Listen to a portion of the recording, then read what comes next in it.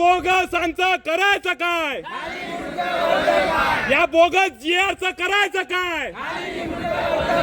विद्यार्थी एकता, विद्यार्थी एकता,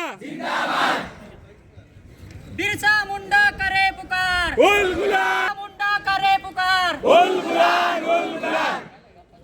एक तीर एक कमान, आदिवासी एक समान.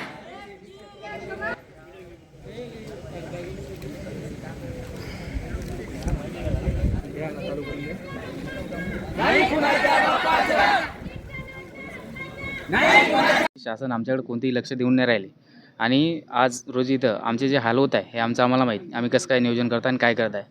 मेन म्हणजे आम्ही कालपासून इथं आंदोलनाला बसला दुसरा दिवस. कालपासून आमच्या एकच मागण्या आहेत की जी आर जो शासनाने 5 ऑगस्ट रोजी जो जी आर काढलेला आहे त्यानंतर सुधारित जी आर 14 ऑगस्ट रोजी काढलेला आहे तो जी आर तात्काळ रद्द करण्यात यावा.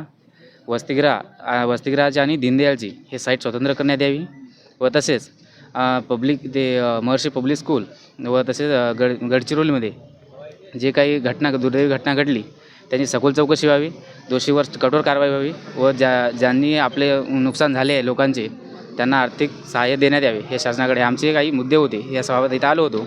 त्यानंतर आमचे असे काही मुद्दे होते जसे दीनदयाळचे जे रक्कम आहे ते वाढ करण्यात यावी. कारण महागाई आपण पाहतोच की महागाई किती टोकावर पोहोचली आहे. कारण शासनसुद्धा ऑटोमेशन आयोग लागू करत आहे आणि या सर्व मागण्या घेऊन आणि तसेच आमचे ड्रेस कोड, टूर प्रोजेक्ट आणि टेक्शनरी यांची पण वाढ करण्यात यावी. याच्या रकमेमध्ये पण हा पण मुद्दा आम्ही घेऊन इथं आलो होतो.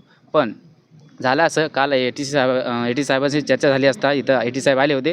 त्यांनी फक्त आम्हाला सरळ एकच सांगितलं की आमच्याकडे फंड नाही. आमचं म्हणणं हे आहे जर आदिवासी विभागाकडे फंड नाही तर आदिवासी विभागाचा फंड हा लाडक्या बहिणीकडे गेला कसं काय?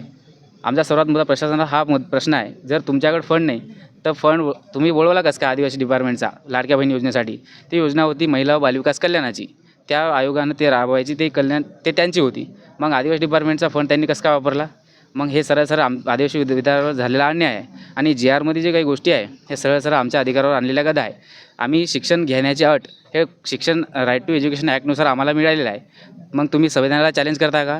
हा सरकारला प्रश्न विचारायचा आम्हाला आहे आणि त्या माध्यमातून आम्ही इथं उपोषण मांडलेलं आहे. आम्हाला तो जी आर पूर्णतः नाही पाहिजे आणि जोपर्यंत आमच्या हे पूर्ण मागण्या पूर्ण होणार नाही तोपर्यंत आम्ही हे आंदोलन मागे घेणार नाही.